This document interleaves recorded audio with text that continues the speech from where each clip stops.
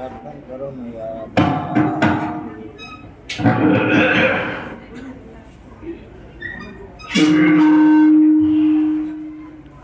बढ़ जाओ,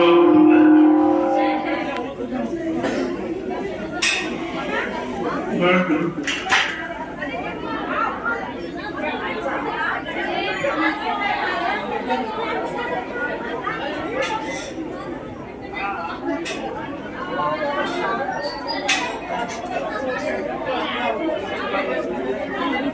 चलो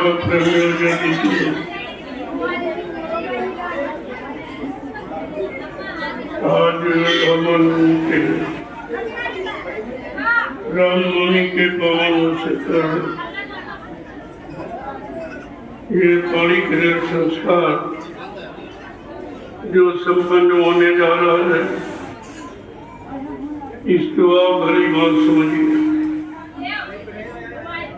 इस तिथि का विशेष महत्व है। इसी तिथि में भगवान श्री राम ने जन्म लिया। तब से बराबर ये पर्व हिंदुस्तान में मनाया। वैसे त्रेता युग का है, यह कलयुग का त्रेता, यानी कलयुग के जीवों का नहीं है त्योहार। इसीलिए इस त्योहार से आपको कोई लाभ आपको नहीं मिला। आपको अपने समय का त्योहार चाहिए। इस कलयुग के त्योहार को एक विशेष महत्व दिया जाएगा। वो त्योहार होगा सतयुग के आगमन का, यानी कलयुग जाएगा और सतयुग आएगा। ऐसा पहले कभी नहीं कहा गया कि सतयुग जाएगा, त्रेता आएगा, त्रेता जाएगा, द्वापर आएगा, और ये युग एक दूसरे के समाप्त होने पर आते हैं। लेकिन आज सम्राट मालिक ने अपनी शक्ति का कैसा इशारा किया कि अभी कलयुग का प्रथम चरण 5,500 वर्ष ही निकल पाए, और सम्राट मालिक ने बीच में आवाज लगा दी कि कलयुग में कलयुग जाएगा और कलयुग में सतयुग आएगा। इस बात तक अभी लोग नहीं समझ पाए कि इसका सच्चा अर्थ क्या है। जो इसमें शामिल शरीक रहे वर्षों, वो भी नहीं, वो भी बेचारे बह गए सब, क्योंकि अभी कलयुग गया नहीं, सतयुग आया नहीं। और जिसने आवाज लगाई उसको आपने झूठा कह दिया कि बाबा जी झूठ बोल के चले गए। क्या संतों ने कभी झूठ बोला है? ऐसा कोई इतिहास आपके पास है? उनके बारे में तो लिखा है, संत वचन पलटत नहीं, पलट जात ब्रह्मांड। चाहे ब्रह्म अपनी ब्रह्मांड की रचना में तब्दीली बदलाव क्यों न करते, लेकिन संत जो कहेंगे वो करके दिखाएंगे। उनकी जबान दस्तावेज। बाबा जी ने मथुरा में आपको कितना समझाया। एक वर्ष नहीं, 60 वर्ष, 10 जुलाई 1952 से 2012, ये समझाने, बताने, चिताने, जगाने का समय। लेकिन तुम तो सब भूल गए हो। अगर तुम जागे होते, चेते होते, होश में होते, गुरु के वचनों पर, गुरु पर विश्वास किए होते, तो आज ये गुरु परिवार की हालत दर्दनाक नहीं। 45 करोड़ जीवों को जिसने सतपथ के रास्ते पर लाके खड़ा, आज इस महापुरुष की कोई महिमा नहीं। इतने तो जीवों ने इतने जीवों को किसी ने जगाया ही नहीं। इतने जीवों को प्रभु प्राप्ति का रास्ता किसी ने कलयुग दिया ही नहीं किसी युग में। और तुम ऐसे मालिक को भूल गए हो। आज बच्चा मैं सब करके दिखाऊंगा। कहा था जो मैंने कहा अगर ये सब करके न दिखा दूं तो इस बाबा को बाबा मत कहना। ये कितनी बड़ी गुरु की सच्चाई थी और आपने अपने गुरु की सच्चाई को पानी में फेंक दिया। तो तुम्हारा क्या होगा? तुमने अपने बारे में सोचा है तुम्हारे लिए कौन सा नरक बनाया जाएगा? जिसने गुरु को झूठा गुरु को झूठ बोलने वादा खिलाफी करने वाला कहा और माना है। मैं बराबर 11 वर्ष से यही संदेश दे रहा हिंदुस्तान में कि अभी जाग जाओ, अभी चल जाओ, होश में आ जाओ। ये गुरु नहीं है, ये संत नहीं है, ये सदगुरु नहीं है, ये अनामी महाप्रभु है जो इस भूमंडल पर कभी नहीं आया। प्रभु नाम की शक्ति कभी यहाँ आई नहीं और प्रभु नाम का प्रचार किसी ने कराया नहीं। गोस्वामी जी महाराज ने रामचरितमानस के उत्तरकांड में इशारा किया, एक अनामा अज सच्चानंद प्रभु धामा। एक ही अनामी धाम है, वहाँ एक अनामी महाप्रभु है। जब अनामी महाप्रभु मानव चोला धारण करके इस मृत लोक मंडल पर आएगा, प्रभु नाम को जगाएगा, सिद्ध करेगा, प्रभु नाम का प्रचार कराएगा, प्रभु नाम से जीवात्माओं को जगाएगा, प्रभु नाम का बेड़ा भवसागर में लगाकर इन जीवात्माओं को प्रभु धाम पहुंचाएगा। तब जीवात्माओं का आवागमन समाप्त हो जाएगा। ऐसे आवागमन नहीं समाप्त होता। तुमने उस अमृत माली की एक भी बात नहीं सुनी, एक भी बात न सुनकर समझी न मानी, न अपने जीवन में कोई लाभ उठा पाया। तो तुमने तो अपना बहुत भारी नुकसान कर दिया और तुम गुरु के अपराधी भी बन गए हो। ये सबसे बड़ा अपराध है, इस अपराध को कोई माफ नहीं कर सकता। आपने इस पर कभी विचार किया है? गुरु भक्त कि अपने गुरु की निंदा कभी सुन नहीं सकता, या तो वो मर मिट जाएगा या वहां से हट जाएगा। लेकिन तुमने इन दोनों में से कोई काम नहीं किया। लोग गुरु की निंदा करते रहे, करते हैं, आज भी कह रहे हैं बाबा जी मर के चले गए। क्या ये सबसे बड़ी निंदा नहीं है? क्या ये अंतिम मृत्यु की सजा अपने गुरु को नहीं दी है? क्या क्या तुमने जिसको अभी तक कहा है वो अनामी महाप्रभु है, वो सर्व समर्थ है, वो युग दृष्टा है, वो युग सृष्टा है, ये सब कहते रहे और वो कहाँ चले गए? एक झटके में कहते मर गए। ऐसा तो साधारण इंसान भी मर के नहीं जाता, वो भी अपने बाल बच्चों को कुछ बता के जाता और बाबा जी ने कुछ नहीं बता के। ये आप कह क्या रहे? कहा था बच्चा जब नाम डाल दिया तभी आपको याद कराया कि बच्चा मैं कुछ लोग से आया हूं जहां जन्म मरण होता ही नहीं। क्या बात था? मैं सारे वादों को याद कराता रहा 11 वर्ष। 28 मई 2012 से लगातार आपको याद करा रहा हूं, आज भी आपको कि गुरु की सच्चाई क्या है, गुरु की महिमा क्या है। अरे रामकृष्ण को तो गुरु ही मिले और तुम कितने बड़े भाग्यशाली, तुमको सतगुरु मिले, तुम्हें अनामी महाप्रभु मिला जिन्होंने कहा था बच्चा मैं जन्म मरण के देश से नहीं आया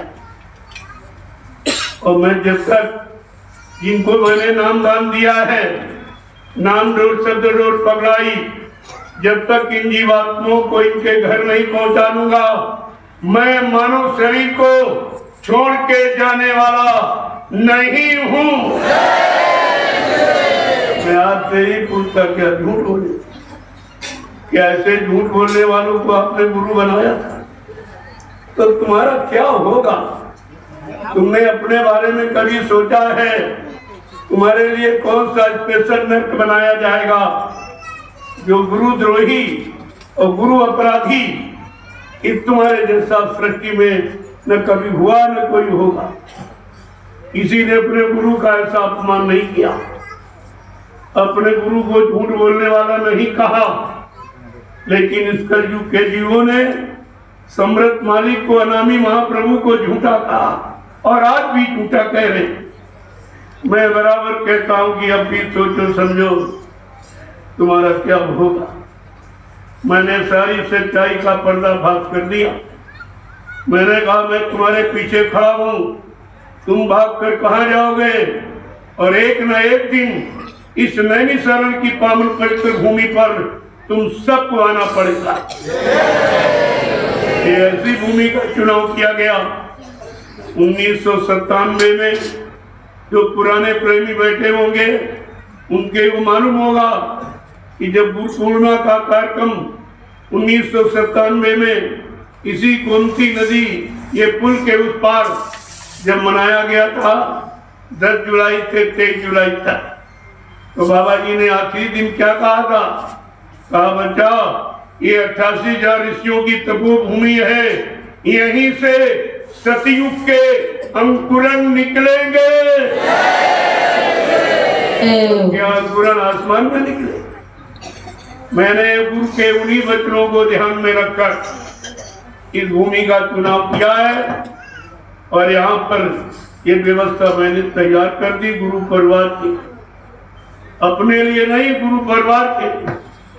अपनी तो मैंने कभी कोई बात कही न कही, कभी कहूंगा, क्योंकि मैं गुरु के द्वारा जगाए जय गुरुदेव नाम का प्रचारक हूँ, उनका प्रचार करता हूँ, शाकाहारी बनने का प्रचार करता हूँ, प्रभु के भजन करने की प्रेरणा देता हूँ।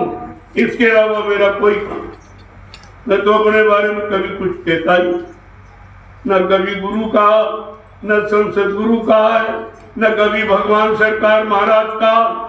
कभी मैं तो आपसे भी बहुत छोटा एक उनका संदेश बात जो उन्होंने संदेश का आदेश दिया है कि मेरा संदेश जन जन के कान तक पहुंचाते रहना जब तक सतयुग जैसी व्यवस्था देश में न आ जाए।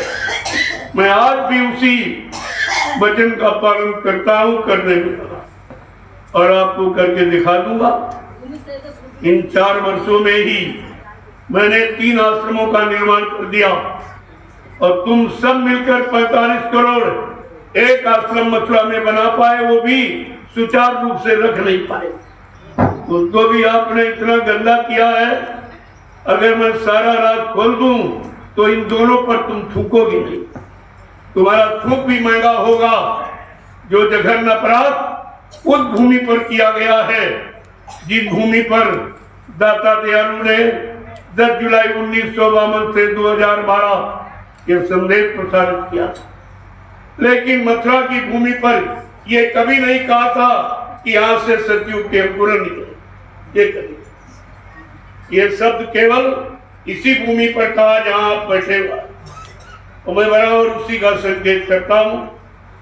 इस रामनवमी के पावन पर्व पर मैंने 5 दिवसीय आध्यात्मिक संदेश सुनाने का, जन जन के कान तक पहुंचाने का जो मैंने काम किया है और कर रहा हूं, बराबर लोगों को जानकारी दे रहा हूं। जबकि मथुरा से मैंने ना 1 इंच जमीन ली, ना एक नया पैसा लिया, न कोई गाड़ी घोड़ा लिया, यानी मतलब और न कोई रुपया पैसा कुछ भी नहीं लिया, और प्रेमी भी यानी मेरे पास कुछ नहीं थे। जब मैं 28 मई 2012 को निकला तो मेरे पास एक भी आदमी नहीं था। मैंने अकेले ही 3-4 वर्ष तो मैं ऐसे घूमता रहा। कोई कह रहा है मार दिए जाएंगे, इन पर बम डाल दिया जाएगा, उनका प्रशासन है, इनको जेल में बंद कर दिया जाएगा। हमने भाई ये धमकी समझ, जेल तो हमारा भजन घर है, पहले भी रहा है और अब भी है। उसके लिए तुम्हें डरावनी बातें क्यों करते हो? जो विश्व परिवर्तन के लिए निकला है उसकी आवाज को जन के कान तक पहुंचाने के लिए निकला है, वो किसी से डरने वाला नहीं।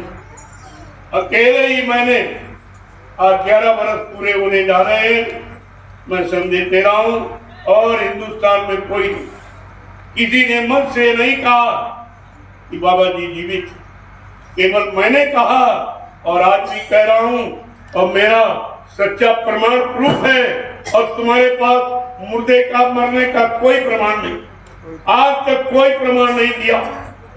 मैंने कहा अरे भाई कोई प्रमाण दे दीजिए, मैं ऐसे चोरे घाट चिंता ना, मैं सन 65 से लगाऊं, तब तो तुम पैदा भी नहीं हुए होगे, तब तुम हमको अपनी बात सिखाते हो, हमको बताने का प्रयास करते हो।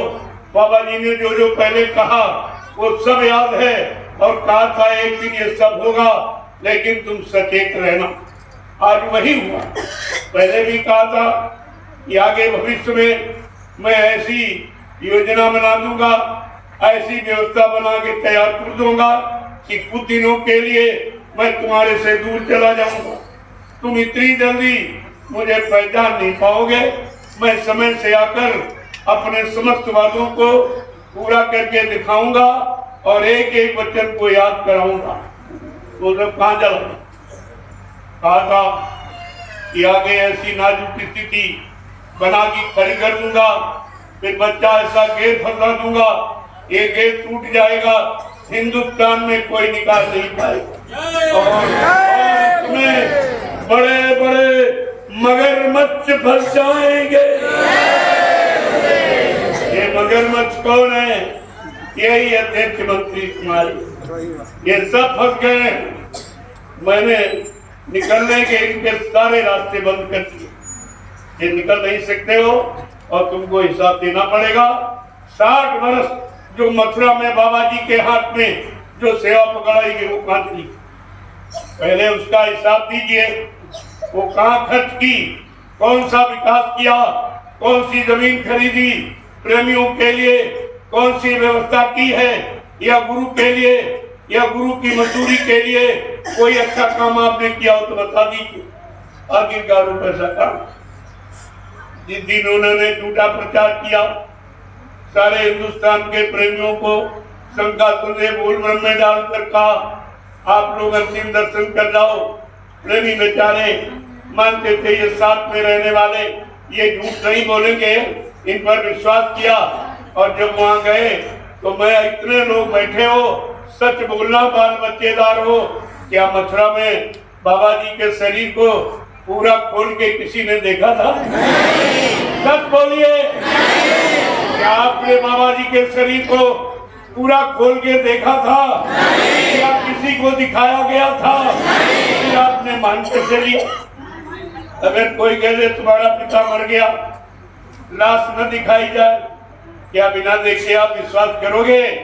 बिना देखे तेल भी बनाओगे, बाल बनवाओगे, और तुमने सब कुछ कर रहा, कुछ बाकी नहीं रखा है, लिहाजा तुम सजा के पात्र हो और तुम्हारी ये सजा कोई माफ नहीं करती। ये सजा कोई राह की न सके गुरु का द्रोही, गुरु से द्रोह विद्रोह करने वाले को कोई बचा नहीं सकता। ये आपको सब पढ़ना चाहिए था, और तुम्हारे गुरु का अपमान होता रहा तुम्हारे सामने, तुम कानों से सुनते रहे और आंख से देखा भी नहीं और मानते रहे। ये तुम्हारी कितनी बड़ी कमजोरी और गुरु का अपमान और होता रहा, तुम सुनते रहे। तुम्हें मालूम नहीं है कि गुरु के अपमान को सुनने वाला कितना बड़ा द्रोही विद्रोही होता। गुरु निंदा सुने जो काना, पाप लगे गौघात समाना। जो गुरु की निंदा अपने कानों से सुनता है उसे गौ हत्या के बराबर पाप लगता। ये पाप आप सबने किया और अब भी कर रहे हो। अभी तुम्हारे अंदर कोई जागरूकता नहीं है, गुरु के प्रति अभी कोई विश्वास नहीं है। उनके दिए सुनाए वचनों को ना आपने याद किया है, ना उन पर विश्वास किया है। अगर विश्वास किया होता तो आज गुरु परिवार की ये हालत नहीं होती जो आप दिखाई दे। लेकिन संत अपना बीज कभी निर्बीज नहीं होने दो, कहीं न कहीं बीज तो छिपा रहता ही है। और समय पर फिर अंकुरित होता है, फिर पौधे का रूप धारण करके सबको फल छाया प्रदान करता है। वो चीज तुम्हारे सामने जल्दी ही आने वाली है। मैंने 4 वर्षों में एक कितना बड़ा काम आपको, कोई 1 रुपए की सेवा न पहले कभी किसी से मांगी और न आज मांगता। ये बिना सेवा के ये इतना बड़ा काम, 350 बीघे जमीन और 3 आश्रमों का निर्माण। इसको आप पहले देखिए, ये उनको नींद नहीं लेने दे रहा है और उनके पास कोई इसका कार्ड भी नहीं है। अब तो मैंने प्रेमियों के सामने एक स्पष्ट ये प्रमाण प्रस्तुत कर दिया, ये सब झूठ, जो प्रचार हुआ वो सब झूठ है। मैं चैलेंज के साथ कह सकता हूँ कि 17 अक्टूबर 2017 को हाई कोर्ट ने ये फैसला दे दिया कि बाबा जी अभी जीवित। कहाँ जाओगे तुम भक्के? मैं तुम्हारे पीछे ही खड़ा हूँ, कहाँ जाओगे? तुम्हारे लिए मैंने सारे रास्ते बंद कर दिए, अब तुम कहीं निकल नहीं सकते हो। अब तो बात बहुत आगे बढ़ गई।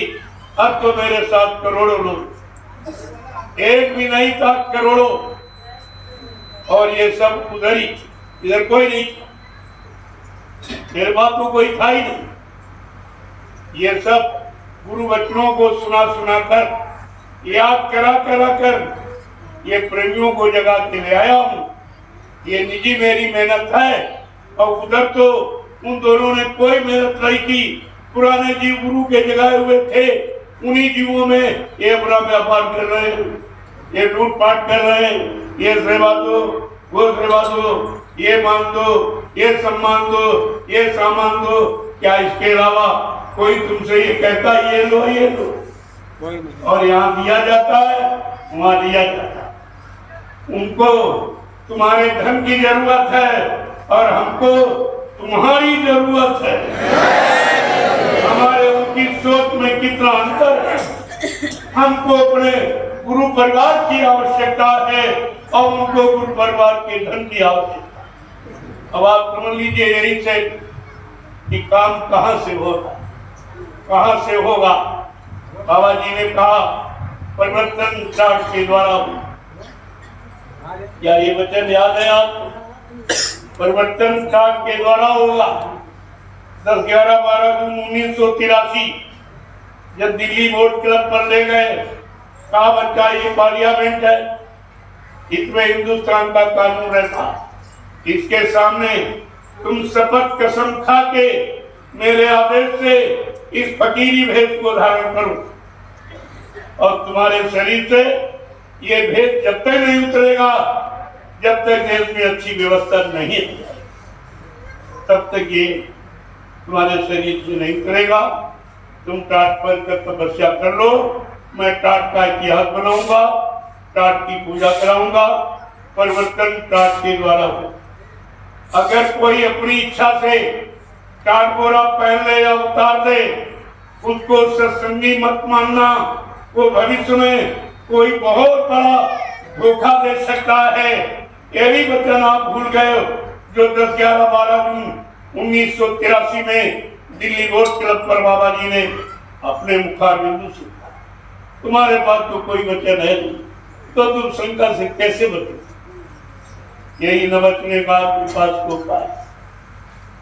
इसलिए मैं इस रामनवमी के पावन पर्व पर और कुछ नहीं कहना चाहता हूँ। ये धार्मिक तिथि है, धार्मिक संदेश देने के लिए मैं दृढ़ संकल्प हूँ और बराबर हिंदुस्तान में दे रहा हूँ। और कैसे नहीं, सरकार से परमिशन दे, अनुशासन के साथ। परमिशन का मतलब है इंफॉर्मेशन, सूचना देता हूँ कि मैं ये काम करने जा रहा हूँ। भारत की जनता के आगे संतों की, गुरुओं, सदगुरुओं, अनामी महाप्रभु के सारे वचनों को खोल के कहने जा रहा हूँ। तब मैंने वचनों को प्रसारित किया है, चोरी से नहीं। मीडिया पत्रकार आती है, सुनती है, लेकिन चली जाती। हमने कहा भाई तुम्हारे अगर कलम में स्याही और कागज में जगह और तुम्हारे अगर हिम्मत है तो मेरा यह आध्यात्मिक संदेश छाप दीजिए। लेकिन तुम छाप नहीं सकते हो, क्यों? तुम गुलाम के गुलाम हो। गुलाम में तो कुछ हिम्मत होती है, लेकिन गुलाम का गुलाम चाकर, जिसको रोटी के सिवा कुछ नहीं, इसके अलावा कुछ नहीं होता। और मैंने अभी एक प्रार्थना और की है भारत सरकार से, और आज भी कर रहा हूँ।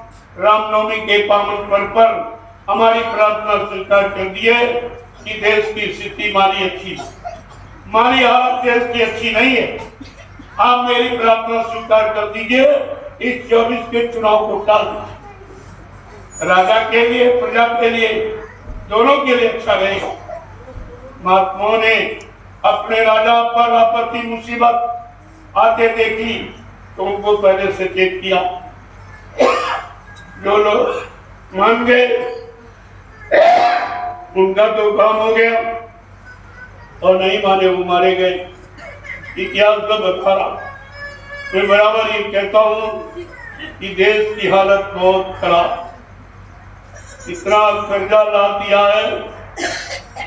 ये एक बेटी पर जो पहले अपने आप को बताया था 20-25 साल पहले कि जो बच्चा मां के पेट में है और वो जब बाहर आएगा तो यानी मतलब इतने करोड़ रुपए का कर्जदार बन के जन्म, कब बताया था सारा? तब से तो बहुत समय निकल गया। कर्जे के सिवा इनके पास कोई योजना नहीं। उस कर्जे से पूरा नहीं पड़ रहा तो ये टैक्स, ये महंगाई, ये बेरोजगारी, ये गरीबी, यानी ये सब क्या? अरे जब भारत देश आजाद हुआ था तो आजादी की खुशहाली के लिए जो भारतीय संविधान सप्त ऋषियों के द्वारा लिखा गया वो तो गुप्त कर दिया। ये 20 सूत्री कार्यक्रम को भारत का संविधान बताते, हम इसको मानने को तैयार नहीं। हमारा दूरदर्शी ही असलियत में, हमारा दूरदर्शी ही भारत का सच्चा संविधान। आज नहीं तो कल लागू हो जाएगा कि दूरदर्शी व्यवस्था लागू हो जाएगी, जन जन में सुख शांति, वो हिंदुस्तानी नहीं सारे विश्व की सुख शांति होगी। ऐसी दूरदर्शी व्यवस्था ये महापुरुषों के द्वारा यानी खड़ी की। आज तुरंत से कहीं चली गई है। जब बाबा जी ने कहा कि मैं आपको भी मौका दे रहा हूँ, जितने राजनीतिक लोग मैं सबको मौका दे रहा हूँ कि जब तक हमारी दूरदर्शी नहीं आती आप अच्छे से अच्छा और अपने स्वार्थ का जो भी काम करना चाहते हो कर। मेरी दूरदर्शी की तारीख और शुभ घड़ी मुहूर्त सब निश्चित, दिन तारीख सब निश्चित। जब तक वो नहीं आ रहा तब तक आपको मौका दो, और जिस आ जाएगी ये सब व्यवस्था समेट के किनारे पर। ये चुनाव कुछ नहीं, सरकार का नामो निशान नहीं, एमपी मेरे विधायक नाम नहीं रहेगा। इन नाम से आपने बहुत बदनाम देश को किया है, यानी मतलब इसलिए ये सब कुछ नहीं। एक नवीन व्यवस्था का सूत्रपात होगा जो मानव की बुद्धि के परे, न मानव सोच सकता है, न मानव विश्वास कर सकता है, न मानव करके दिखा ही सकता है। उस व्यवस्था का नाम है दूरदर्शी। अभी आप क्या समझे? तमाम लोग बीच में खड़े हो गए, हम सचिव ले आएंगे, हम ये कर देंगे, वो कर देंगे। तो हमने कहा हम कब मना करते? अरे भाई करके दिखा दीजिए। लेकिन ये तुम्हारी बस की बात नहीं है। ये परिवर्तन कलयुग का इंसानों की बस की बात नहीं, इंसान के द्वारा नहीं होगा, वो महापुरुष के द्वारा, वो महाशक्ति के द्वारा होगा। अवतारी शक्ति नहीं, महाशक्ति। अभी महाशक्ति के बारे में आपको जानकारी नहीं है कि महाशक्ति अवतारी शक्ति में कितना अंतर होता। ये शक्तियां पैदा होती हैं, महापुरुष प्रकट होते, वो जन्म नहीं लेते, अपनी इच्छा से आते हैं और काम करके अपनी इच्छा से जाते हैं। ना उनको यहाँ किसी ने भेजा और ना से यहाँ से कोई उन्हें ले जा सकता है। इसके लिए बाबा जी ने प्रमाणित किया, मैं परिवर्तन करने आया हूँ, परिवर्तन करके ही जाऊंगा। कोई माई का हमें इस परिवर्तन से न रोक सकता है, न मेरा काम कोई कर सकता है। क्या आपकी बुद्धि में नहीं आया? गुरु के वचन वाणी तुम्हारे कान में नहीं पहुंचे और नहीं तुमने सोचा विचारा इस पर? मैं कलयुग का इतिहास बनाने आया हूँ। ऐसा इतिहास बनाऊंगा जो भूते न भविष्य से सतयुग त्रेता द्वापर के लोग अपने युग का इतिहास पढ़ना भूल जाएंगे। मैं इसी भारत भूमि पर ऐसा चमत्कार करके दिखाऊंगा जिसको हिंदुस्तानी नहीं सारा विश्व नमस्कार करेगा। पहले वचनों को समझो। न पहले किसी ने कहा, न आज कोई कहेगा, न आगे कोई कह सकेगा। ये ऐसे मतलब और तुम सब बोल गए, तुम्हारी समझ में कुछ नहीं आया। कहा मैं बच्चा कलयुग को भगाऊंगा और सतयुग को लाऊंगा। सबको न्याय सुरक्षा रोजी रोटी की व्यवस्था बना के सबको शाकाहारी बनाऊंगा, सबकी जीवात्माओं को जगाऊंगा, परमात्मा से मिलाऊंगा। अगर ये काम करके ना दिखा दूं तो इस बाबा को बाबा मत कहना। इससे बड़ी और गुरु की क्या सच्चाई? आपने बड़े गुरु की सच्चाई को पारी मिलते मेरे पास बहुत प्रभाव, एक तरह से नहीं हजारों, और मैं तारीख बाई तारीख आपको कहूंगा। इस तारीख को बाबा जी ने ये कहा, इस तारीख को ये कहा, इस तारीख को ये, और अभी कुछ नहीं हुआ। जबकि उन्होंने क्या कहा, अपना परिचय देके कहा, क्योंकि ऐसा कभी महापुरुष आया ही नहीं भूमंडल पर, इसलिए उनको अपना परिचय भी देना पड़ा कि हम आए हुए देश से जहां तुम्हारा धाम, तुम सबको घर पहुंचाना एक हमारा काम। गुरु ने कहा तुम सबको घर पहुंचाऊंगा, और यहाँ चेलों ने गुरु को पहले ही पहुंचा दिया। इन चेलों को देखो पहले, इनका क्या होगा? गुरु से कपट, संगत से चोरी, और की ओर निर्धन, की ओर कोढ़ी। ये कुदरत का नियम है। इस नियम के अंतर्गत सब आने वाले हैं। मैंने आपसे एक और बात और कही थी कि आप चिंता न करो। जिन्होंने कहा बाबा जी मर के चले गए, तुम सब लोग देखते जाइए, एक न एक दिन ये सब मुर्दे ही होते चले जाएंगे। और सब मर गए, एक बचा, वो भी सांसें भर रहा है। मतलब तुम्हें कुछ करना नहीं है, उनके कर्म उनको सब कुछ करके दिखाते। आपको भजन करना है, गुरु वचनों को याद करना है। अगर हो सके हिम्मत है तो गुरु के वचनों का प्रचार करो। और जो 10 जुलाई 1952 से 2012 आपको सुनाया गया, 1971 में बाबा जी ने यही कहा था कि जब तक देश में अच्छी व्यवस्था नहीं आ जाए। मैंने ये बगीचा बहुत मेहनत और संघर्ष यात्राओं से तैयार किया। तुम्हारा सबका परम कर्तव्य है मेरे इस आध्यात्मिक बगीचे का एक भी पेड़ न हटने देना, न कटने देना। जितने लोग बैठे हो गुरु का आदेश माना किसी ने, मैं सबके लिए कह रहा हूँ, तुमने एक भी पेड़ नहीं लगाया, यानी एक भी जीव आपने नहीं जगाया, और गुरु के जगाए करोड़ों जीवों को अपने स्वार्थ और लालच के लिए इन दोनों ने हटा दिया। गुरु से अलग कर दिया, गुरु की दया से अलग कर दिया। ये कितने बड़े अपराधी हैं, ये कितने हजार जन्मों तक इसका भुगतान करेंगे। बाबा जी ने क्या कहा था, अगर तुम मेरा आध्यात्मिक संदेश सुनाकर एक भूली भटकी जीवात्मा को मोड़कर सही रास्ते पर लाके खड़ा कर दोगे तो बच्चा तुम्हें 1 लाख यज्ञों के समान फल मिलेगा। और इन्होंने एक जगाया नहीं, करोड़ों को हटा दिया, केवल एक लोभ लालच के लिए। ये प्रचार क्यों किया? जैसे बेटा अगर बाप की संपत्ति चाहता है तो बाप को मुर्दा कहना पड़ेगा कि बाप मर गया तभी मिलेगा। इन लोगों ने सोचा कि मथुरा की संपत्ति कैसे मिल जाएगी, तो फट से विचार किया कि बाबा जी मत चले गए। और इनको ये नहीं मालूम मूर्खों को कि मथुरा की संपत्ति पाने के अधिकारी 45 करोड़ हैं और इन दोनों को तो अधिकार भी नहीं। जो मथुरा में ट्रस्ट बना है जय गुरुदेव धर्म प्रचार संस्था मथुरा भारत, उसके ये मेंबर भी नहीं, ना वो ड्राइवर मेंबर मथुरा वाला और ना ये उज्जैन वाला मेंबर है। इनको तो अधिकार ही नहीं, इसलिए मैंने इनके सारे दांव काट दिए हैं। अब इनको जेल जाने की जरूरत है। जब तक तुम ये तुम्हारी जो सेवा देते हो या तुमने सेवा आज तक दी है, ये सब घूस रिश्वत में जा रहे, ये कब तक तुम सच्चाई को छिपाओगे? मैं छिपने नहीं दूंगा, ये ऐसा नहीं होने वाला कुछ भी।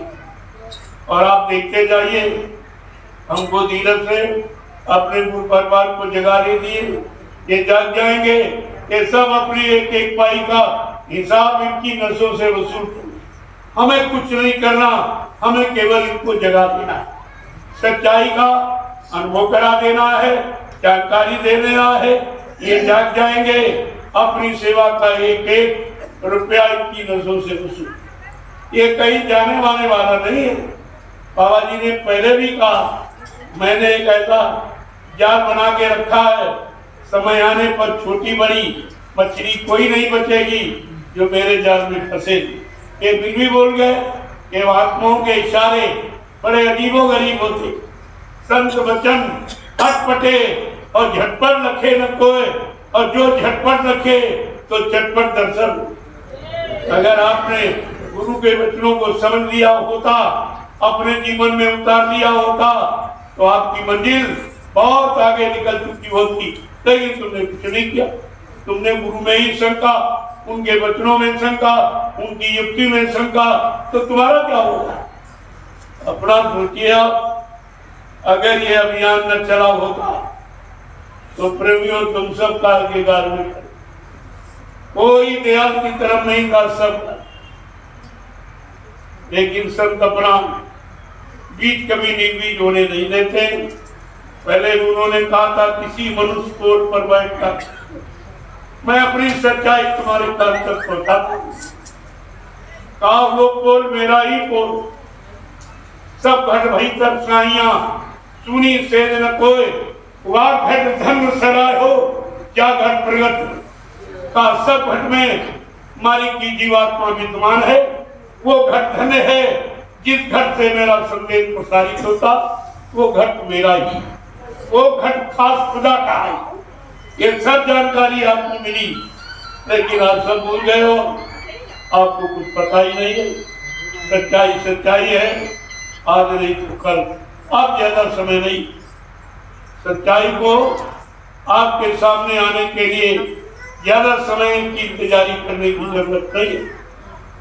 आप देखते जाइए धीरे धीरे, क्योंकि अगर हमारा 45 करोड़ का ग्रुप परिवार सब जाग जाएगा तो मैं बैठा रहूं। मैं उसके लिए जमीन तैयार करूं, ये जमीन तैयार कर रहा हूं। ये 45 करोड़ प्रेमी कहाँ बैठे, क्योंकि आदत तो सबको है। जब सच्चाई जिस दिन मिल जाएगी तुम भागते चले आओगे। ऐसे तो ये लोग आए उसी में से निकल, एक और से नहीं आए, उन्हीं दोनों में से जिन्होंने सच्चाई को जाना और गुरु को सच्चा माना और गुरु को अपना असली मालिक माना है, वो कभी भ्रमित नहीं होता है। भ्रमित वही है जो स्वार्थ लोभ लालच और मान सम्मान तक सीमित। इसलिए अब मैं ज्यादा कुछ कहना नहीं चाहता हूँ, क्योंकि आज पाणिग्रहण संस्कार होना, उसका समय हो चुका। मुहूर्त के अंतर्गत ही ये संपन्न होना चाहिए। यही सच्चाई, बिना दहेज की शादी यानी आदर्श विवाह। सरकार कहती रही, मैंने करके दिखा दिया, और सैकड़ों शादियां हर वर्ष हमारी जय गुरुदेव आध्यात्मिक वैचारिक प्रचार कमिटी तमाम निःशुल्क ये समाज की सेवा करती है। जैसे बिना दहेज की शादियां, आदर्श विवाह, मुंडन संस्कार, नामांकन संस्कार, यज्ञोपवीत संस्कार, ये सब निःशुल्क हमारे आश्रम की मर्यादा है, जो हिंदुस्तान में कहीं किसी आश्रम की नहीं। ये इनको मुफ्त आवास में, उसका कोई किराया नहीं, बिजली पानी फ्री, भोजन फ्री, दवाएं फ्री, शादी ब्याह फ्री, शाकाहार का प्रचार फ्री, निस्वार्थ। मैं कोई उसका पैसा नहीं लेता हूँ और पूरे हिंदुस्तान में प्रचार करता हूँ। जबकि प्रचार के जितने साधन, सब आमदनी, सब कमर्शियल, सब व्यापारिक हैं, लेकिन मेरा शाकाहारी का प्रचार एकदम निःशुल्क और पूरे हिंदुस्तान में प्रचार करता हूँ और बदले में कुछ नहीं लेता। और ये भी कहता हूँ कि जब तक ये शाकाहारी बनने का संकल्प आप नहीं लोगे, आपके दरवाजे से बीमारी नहीं हटेगी। आप लड़ाई झगड़े से मुक्त नहीं होगे, महंगाई गरीबी से मुक्त नहीं होगे। ये सब का मूल आधार है शाकाहार। पहले समझिए, इसको समझ में आ जाएगा। दूसरा, मैंने एक नया अभियान और जारी किया जो हिंदुस्तान में कभी किसी ने नहीं कहा और आज भी कोई नहीं कह रहा, ना कोई राजनीतिक नेता पार्टी, ना कोई धार्मिक मिशन। अगर आप सच्चे भारतीय हो तो अपनी पहचान, भारतीयता की पहचान, हर देश की पहचान उसकी पोशाक, सवेरी पोशाक उसकी पहचान, और आपकी कोई पहचान नहीं। अंग्रेज चले गए, अंग्रेजियत आज भी अपनाए, आज भी तुम गुलाम हो, क्योंकि अंग्रेजियत नहीं छूटता। जब अंग्रेज यहाँ से गए तो गांधी महात्मा से कहा कि देखो, मैं आप देश को छोड़े जा रहा हूं, कुछ नहीं लिए जा रहा, लेकिन ऐसी व्यवस्था मैं बना दूंगा कि भारत देश 300 वर्ष तक अपना सुधार नहीं कर। वो क्या है? अंग्रेजियत। आपकी भारतीय वेशभूषा ही नहीं, भारतीय वेशभूषा जो ऋषि मुनियों ने बनाई वो है कुर्ता धोती, कमीज पैजामा, टोपी पगड़ी और लंगोटी। ये है भारतीय वेशभूषा। और तुम आज भी अंग्रेजी कपड़ा, पैंट पतलून, ये अंग्रेजों की पोशाक आती है। वो ठंड प्रदेश की है, गर्म देश में रहते। बीमारियां इसी कारण आती, जब शरीर में हवा और प्रकाश का प्रवेश नहीं होगा तो बीमारी उसमें जन्म लेती रहेगी, तरह तरह की बढ़ती रहेगी। ये चर्म रोग इसी कारण हो रहे हैं। इस मोटे कपड़े को आप त्यागिए और अपनी भारतीय वेशभूषा को धारण कीजिए, ये सब बीमारियां धीरे धीरे चली जाएगी और आपको, आपका मन भी शांत हो जाएगा और तुमको देखकर भी लोगों के मन शांत हो जाएंगे। ये ऐसी वेशभूषा है भारतीय। ये मैंने कहा, किसी ने नहीं कहा। धीरे धीरे धीरे धीरे ये सबको अपनाना पड़ेगा। ये हवा में बातें, नशे में यानी बातें नहीं हो रही हैं। ये आगे पीछे सब देख करके आपसे कहा जा रहा, इशारा किया जा रहा। मैं तो इंतजार कर रहा था कि मेरा काम ये नहीं है, ये तो राजनीतिक लोगों का है या जो धार्मिक संदेश देते हैं, जो कमाई करते हैं उनका है। मेरा तो काम भजन करने का। लेकिन जब देखा कि संतों की भूमिका व्यवस्था को लोग बिल्कुल गलत सिद्ध कर रहे हैं, झूठ सिद्ध कर रहे हैं, तो उनको उसी सच्चाई लाने के लिए एक नया अभियान जारी करना पड़ा कि 15 सितंबर 2023 को मैंने घोषणा की थी कि अगर आप सच्चे भारतवासी हो तो अपनी भारतीय वेशभूषा में आपके लिए अच्छा रहेगा, बीमारियों से मुक्त हो जाओगे। तुम्हारा मन जो विकारों भोगों की तरफ भागा चला जा रहा है वो वापिस लौट आएगा। ये सादा जीवन, उच्च विचार, ये है उन्नत का आधार। ये सच्चा नियम तो आपको ये लागू कर। प्रेमियों ने देखे धारण किया, कितना अच्छा, इनका मन कहीं नहीं गया। न इनकी तरफ किसी का बंदा, एकदम सुरक्षित है। ये सुरक्षा कवच है। आपने जब टाट को नहीं समझा, पहले पगड़ी को नहीं समझा, तिकोनी टोपी को नहीं समझा, फिर टाट लाया गया उसको भी नहीं समझा, तो मजबूर होकर ये भारतीय वेशभूषा का आपके सामने हमें जिक्र करना पड़ा। और लागू प्रेमियों ने एकदम स्वीकार कर लिया है, और ये पहनकर जब चलते हैं तो इनको भी शांति मिलती है, इनको जो लोग देखते हैं उनके अंदर भी शांति का भाव पैदा होता है। तो आपको भी ये करना चाहिए। इसलिए ऐसे ऐसे अभी बहुत से नियम हैं जो मैं समय आने पर आपके सामने रखता रहूंगा, आपको संकेत इशारा करता रहूंगा। धीरे धीरे जब मुझे कोई इशारा होता है कभी मैं आपके सामने इशारा, मैं अपनी इच्छा से कभी कुछ, हमें कहने की क्या जरूरत है। हमें जो आदेश मिला है मैं उसका पालन करता हूँ, और आप सबसे उसी आदेश के पालन करने की प्रार्थना करता हूं। मेरा अपना कोई का, इतनी जमीन मैंने खरीदी, 1 इंच जमीन मेरे नाम, इतनी गाड़ियां मेरे पास हैं, एक भी गाड़ी मेरे पास नहीं है, मेरा कोई बैंक बैलेंस खाता नहीं है, मेरे पास सिर्फ इतना जितना मैं आपके सामने बैठा। ये कपड़े आप लोग दे देते हो तो पहनना था, इसकी भी जरूरत नहीं। क्या जरूरत थी?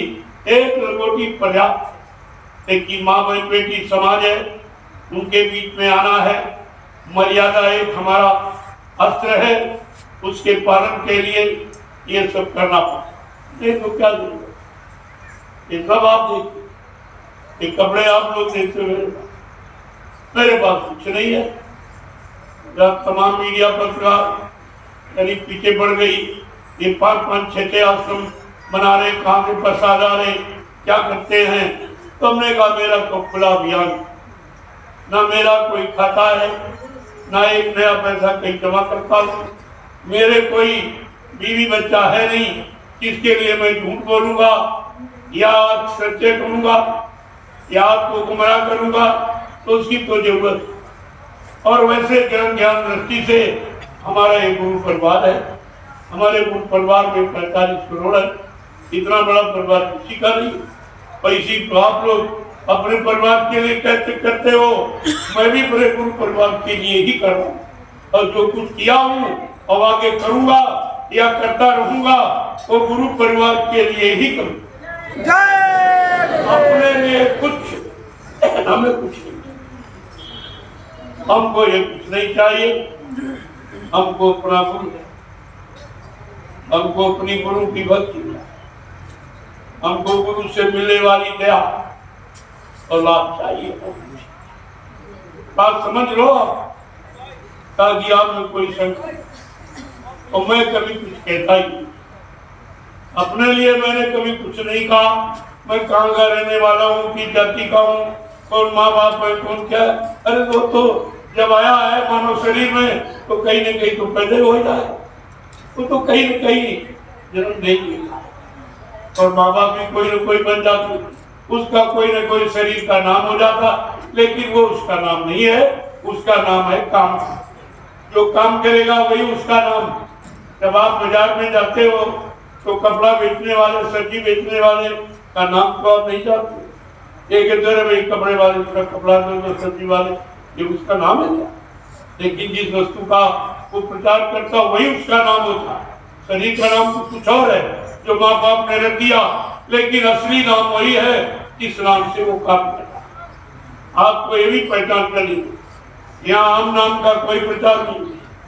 मैं दोहरी कोई बात कहता नहीं, और ना कभी मैं कोई किताब लिखता हूँ, और ना कभी आगे देता हूँ कि मेरी कोई किताब लिखी।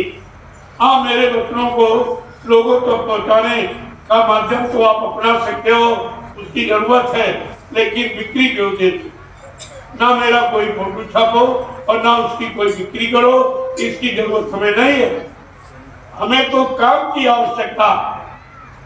जिसको काम दिखाई देता है उसको और कुछ नहीं दिखाई, न मान न सम्मान न दाम, कुछ नहीं दिखाई।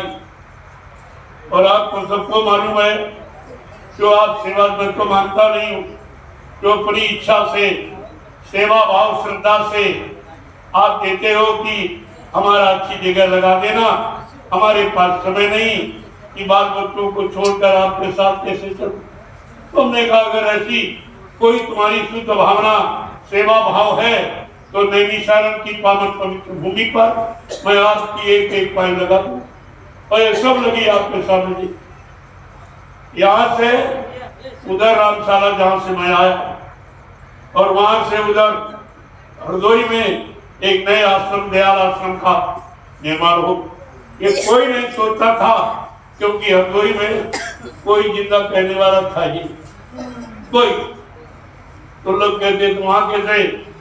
हमने कहा वही भूमिका बनाऊंगा, वही आश्रम का निर्माण कर दूंगा और हरदोई से एक नया प्रसन्न, किसी प्रेमी का नहीं, और आश्रम का निर्माण।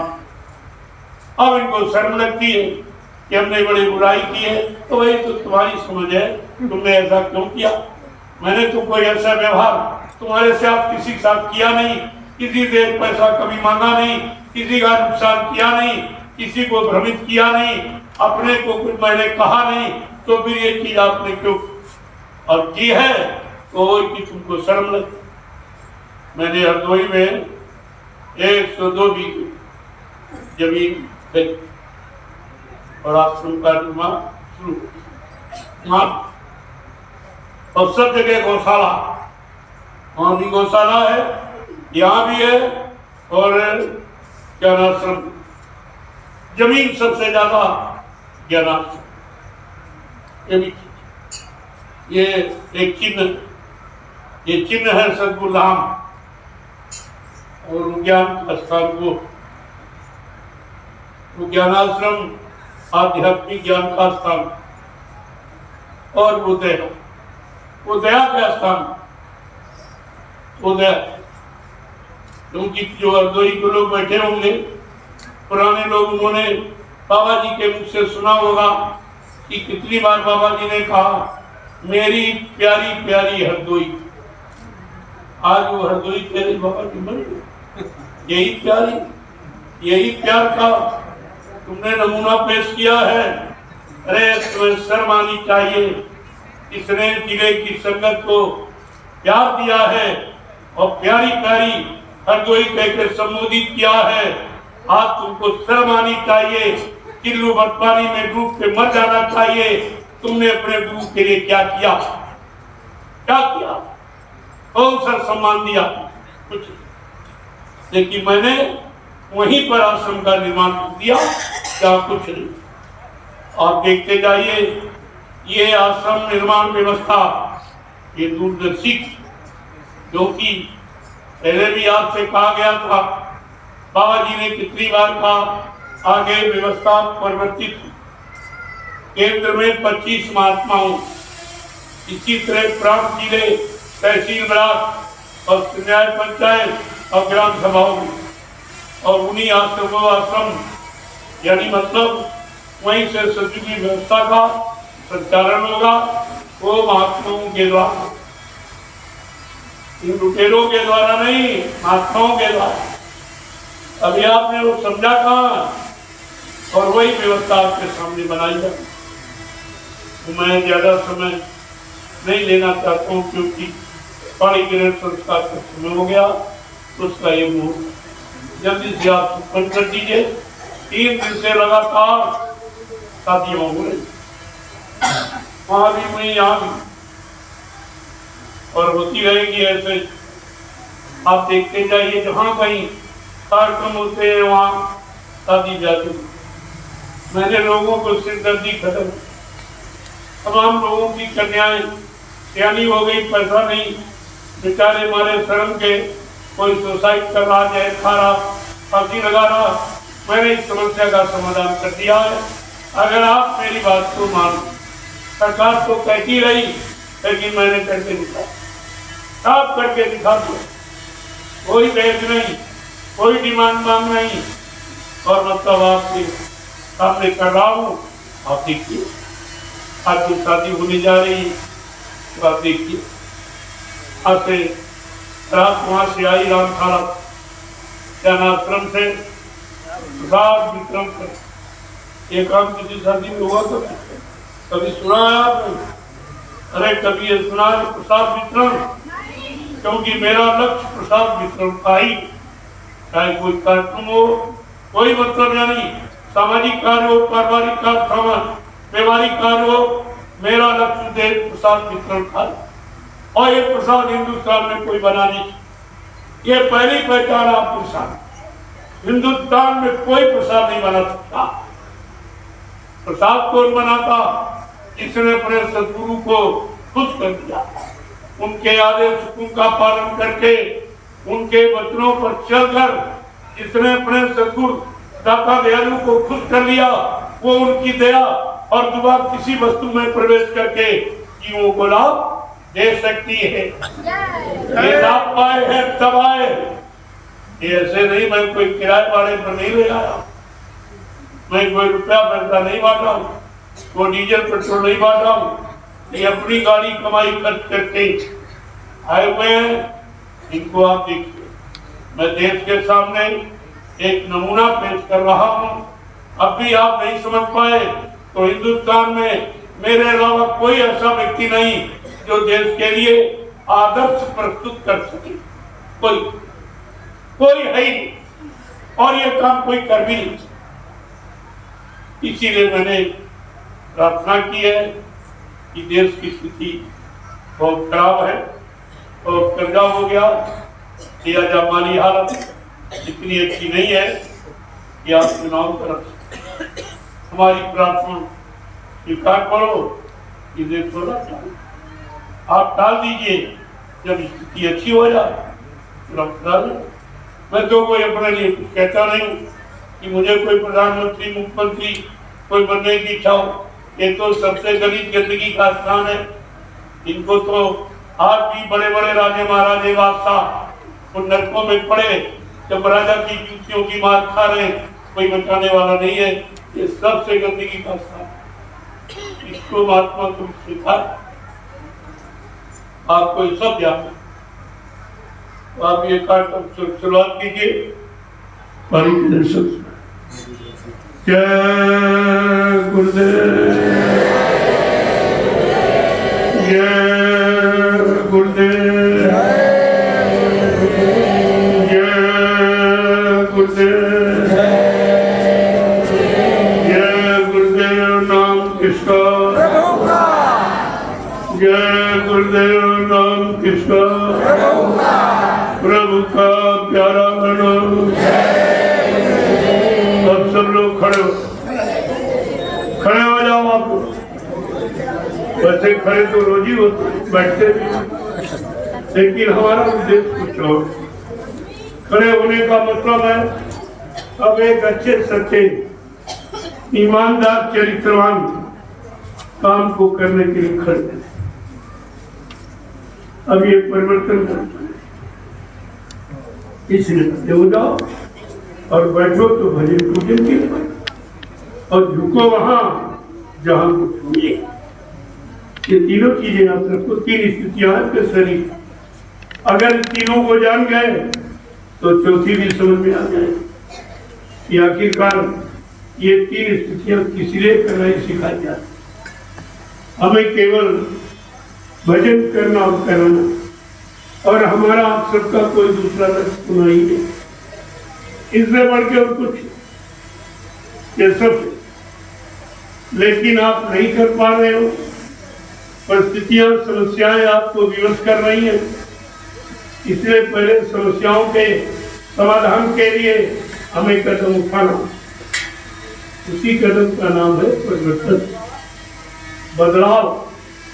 कैसे ये जितना ये दुख पाने वाला और जितना लोग लूटपाट करने वाला और हिंसा करने कराने वाला, झूठ छल कपट बेईमानी करने कराने वाले, जब तक ये काम खत्म नहीं हो गए भजन कोई नहीं करता। इतनी चिंताओं में, इतनी सामाजिक पारिवारिक समस्याओं में कोई भजन नहीं करता। इसलिए पहले तो दूरदर्शी की जरूरत, जो तुम्हारी सारी समस्याओं का समाधान करें। फिर आप कहीं बैठ के भजन करें। अगर अभी कहीं भजन करने बैठ जाओ तो पता चला झोला जन्नत की फिर आपकी भजन करने की इच्छा हट जाए। तो बताओ भजन कैसे बना झोला? अब तुम दोष दोगे गुरु पर कि हम तुम्हारा भजन करते हैं, झोला कैसे उठ गया? लेकिन ये नहीं सोचोगे कि सब व्यवस्था खराब है। इंसान खराब नहीं है, देश की व्यवस्था खराब।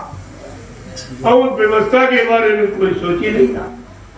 सब अपनी अपनी व्यवस्था बनाने के चक्कर, अपने मान सम्मान के चक्कर में, अपना अधिकार जमाने के चक्कर में, अपनी कुर्सी बचाने के चक्कर में और देश के लोगों को बचाने की चिंता करती। ये चिंता केवल महात्माओं को हमेशा हुई है और आज भी। वो अपना फर्ज हमेशा करते हैं। मानो न मानो ये खुशी आपकी है, वो मनाने थोड़ी आए, वो आपको समय से जगाने आए, इशारा करने आए, क्योंकि उनको दिखाई देता कि आगे का समय बड़ा खराब। इसलिए आपसे कहते और तुम दो आंखों से देखकर सामने का भी नहीं देख पा रहे हो, न पीछे का देख पा रहे हो, न दाएं बाएं का देख पा रहे हो, तो तुम और पीछे की बात या आगे आने वाले समय को कैसे देख सकते? तो जानकारी सी बात। जय गुरुदेव। जोर से बोलो, कान मिल बोलो, बोलना होगा, अभी से बोलो, दर्द हरेंगे, सब कष्ट मिटेंगे, सब शांति भी देंगे। सबके दाता, सबके मानी, प्रेम से बोलो, ये नाम नहीं इंसान का, ये काम नहीं इंसान का। इसलिए जो मैंने एक आह्वान किया है कि आप सच्चे भारतवासी अपनी भारतीय वेशभूषा, अपने भारतीय खान पान शाकाहार, ये अंडा मुर्गा, ये इंग्लिश दारू, ये गांजा भांग अफीम, ये भारत का खान, ये सब सब विषयी भोगी लोगों का है, आपका नहीं है। आप योग भूमि पर रहते हो, योग को अपनाओ, भोग को अपनाओगे, रोगी बन जाओगे, परेशान हो जाओगे, जीवन बहुत कम दिनों का रहता है। इस बात को ध्यान दीजिए। अपनी भारतीय वेशभूषा, भारतीय खान पान और हिंदुस्तान की हिंदी और संस्कृत भाषा, जो आगे भारत का संविधान इसी के द्वारा बनेगा, इसी भाषा का प्रयोग होगा। लिहाजा तुम कहते हो अंग्रेज चले गए, लेकिन उनकी भाषा, उनकी पोशाक, उनका खान पान, ये तो अभी आप अपना रहे, अभी उन्हीं की नकल कर रहे हो, उन्हीं के गुलाम अभी हो। तो इस गुलामी से मुक्त होना चाहते हो तो आप हिंदुस्तान भारतवर्ष जाओ, अपनी वेशभूषा, अपनी भारतीय शुद्ध खान पान, अपनी भारतीय भाषा में आ जाइए और देखिए देश में सुख शांति कैसे, सतयुग कैसे आता। इसीलिए पहले आपसे कहा गया था कि सतयुग तो आएगा जरूर, लेकिन सतयुग आने के पहले बच्चों निकल कचुआ, वो तुम्हारा निकलेगा और किसी का नहीं, क्योंकि तुमको सुनाया जा रहा परिचित बनाना। ये आत्मकथा तुम्ही को सुनाई जा रहा, इसलिए पहले तुम ही पढ़ना कि तुमने क्यों नहीं सुना, तुमने क्यों नहीं समझा, क्यों नहीं अपनाया, तुमको विश्वास नहीं हुआ गुरु के वचन वाणी पर, गुरु पर, इसीलिए आपने नहीं माना। और धीरे धीरे ये सब मुसीबत तुम्हारे गले में आके अब तुम इससे मुक्त नहीं हो सकते हो जब तक जो मैं आपके सामने कह रहा हूं कि आप भारतवासी बन जाओ, भारत की गौरव गरिमा में आ जाइए, भारतीय वेशभूषा में आ जाइए, भारतीय शिक्षा का खान पान में आ जाइए, तो बीमारी तुम्हारे पास पड़ती। बीमारी इस धार्मिक देश में कभी आ नहीं सकती। लेकिन जब राजा धर्मी नहीं रहा, राजा हिंसाएं हत्याएं करवाने लगा, निर्मम जीवों की हत्याएं हिंसाएं होनी शुरू हो गई, उनका मुर्दा मान चमड़ा खून और हड्डी जब विदेश में व्यापार के लिए सब चली गई और वही पैसा कर्मचारी अधिकारियों को वेतन दिया जा रहा, ये जीवों की हिंसा हत्या का पैसा आपको फलीभूत नहीं हो रहा है। इसीलिए आपकी औलादें या तुम बीमारी से मुक्त नहीं हो और सब लोग परेशान रहोगे जब तक तथा राजा तथा प्रजा और धर्मी राजा और धर्मी जब तक ये सूत्र लागू नहीं होगा, ये भारत देश में सुखारी कोई नहीं ला, शांति कोई नहीं ला। जय गुरुदेव। आवाज का जो कार्यक्रम उसको आप शुरू करिए। देखो मैंने समय इसलिए लिया कि मैं 5 दिन का आध्यात्मिक सत्संग के लिए वचनबद्ध। मैंने आपको वचन दिया था कि हर रोज एक कार्यक्रम तो रोज हो रहा और आज भी होना था, लेकिन ये शादी ब्याह भी तुमने चलो पहले थोड़ा पहुंचेंगे जल्दी। मैंने 4 बजे बुलाया था, ये लोग 6 बजे 2 बजे उसी में बिल्कुल मैं समय का बहुत पाबंद हूँ। इस समय से आ जाता तब तक शादी ब्याह भी समय से भोजन मिलता, उस भोजन का कोई दुष्परिणाम नहीं होता है, क्योंकि भोजन के खाने का समय 9:30 से 10 बजे तक। इसके बाद निशाचरी भोजन होता है, वो हानिकारक।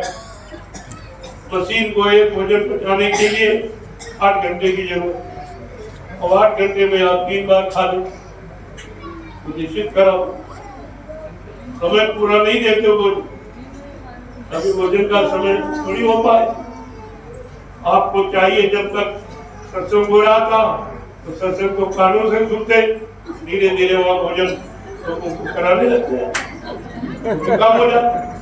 घर में कोई मतलब हो आम को बराबर आपके खुले रहते, तो संदेश सुनते रहते, उधर भोजन भी करते रहते, उधर पानी के संस्कार भी आपका हो जाता। ये काम हो सकता था, अभी थोड़ी बुद्धिमानी से आप काम नहीं। चलो जो समय निश्चित है उसके पहले आप कैसे कर लो, अब आप इसको जल्दी से शुरू। कितना समय हो गया है? 11:15। अभी समय है 4 बजे समय क्या करते हैं, ब्रह्म मुहूर्त से दूसरा ये लागू होता है। अभी आपके पास समय है 4 घंटे बहुत है, 10 मिनट में होगी, वही इसमें करना ही और झगड़े झंझट फैलाने के लिए बहुत कई बात निकल जाए।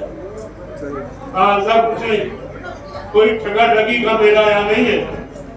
यहाँ बिना दहेज का मतलब बिल्कुल किसी तरह का कोई नाजायज बेफिजूली न दिया जाएगा, न किसी को सताया। तो इच्छा से आप बड़े बेटे को बेटी को तो इच्छा से आप दे सकते, उसके लिए लड़ाई नहीं, लेकिन जबरदस्ती किसी से वसूल आती है। जमीन बेचो, चाहे घरद्वार बेचो, चाहे जानवर बेचो, चाहे जेवर की भी रखो, हमको इतना दहेज दो, ऐसी व्यवस्था का किया। ये व्यवस्था नहीं रहेगी और सचिव माने तो बिल्कुल यही समस्याएं जो आज आपको दुखी, अगर इन समस्याओं का समाधान हो जाए तो दुख का कोई प्रश्न ही नहीं। लेकिन ये कोई करना नहीं था। जब अपने पर आता तो कहते नहीं भाई बेटी है, कहते नहीं बचना नहीं बोलो। तो जब बेटे का नंबर आया तो हमें बताते भी नहीं देंगे। बेटी के लिए तो हमारे पास ये आश्रम से हो जाए अच्छा, और जो बेटे का नंबर आया हमको निमंत्रण दे नहीं दे, उनसे भी नहीं कि कुछ भी जो जानते हैं कि मना कर दिया जाए। तो ऐसी स्थिति में ये दोहरी नीति अपनाओगे तो नाव पर पैर रखोगे तो कभी सफलता नहीं। इसलिए एक रास्ते पर आके खड़े हो जाओ और तुम्हारी शांति और सुख का रास्ता है तो अपना लीजिए। देखिए आप जय गुरुदेव तो मैंने प्रसाद सबको दे और प्रसाद का झगड़ा मुद्दा सबको बांटी। धीरे से ये संस्कार को ये पूरा कराइए, बाकी मुझे कराइए तो हाँ पर वजू की जरूरत किसी।